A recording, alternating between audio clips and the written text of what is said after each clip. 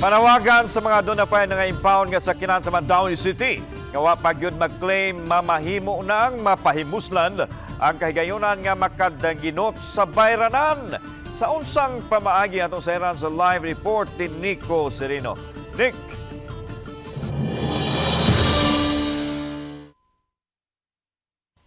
Yes, lan usa ka amnesty program ang ipatuman diha sa dakbayan sa Mandaue alang ni ato mga operators ug tag-iya ni mga nanga-impound nga mga sakyanan.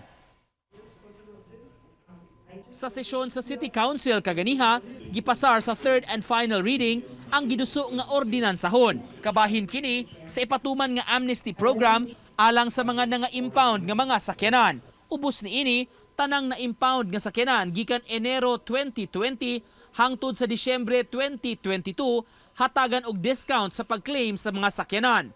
Inay inadlaw-adlaw nga storage fee 1,000 pesos nga flat rate na lang ang ilang bayran. Gikinahanglan hinuon nga isettle og bayaran usab ang pending nga mga violations. Dili man negosyo ang sa siyudad, ang ato lang nga ma-redeem, makuha sa mga tao ang ilang sakyanan kay aron mapahimutsan pa sa nila.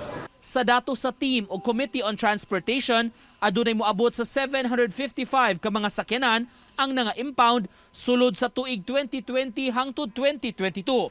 Kini ang tinguha nila nga mapa-decongest sa storage area maong gipatuman ng amnesty. Tulo ka buwan mamahimong epektibo ang maong programa. Opportunity na ni sa ato nga kaigsuonan nga pag-lokat o balik sa ilang sakyanan. At a cheaper price, 1,000 ra ilang bayranan.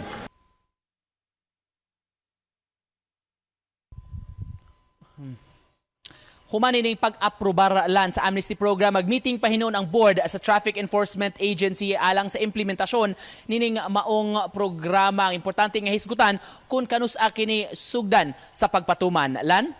Okay, daghang salamat, Nico Serino.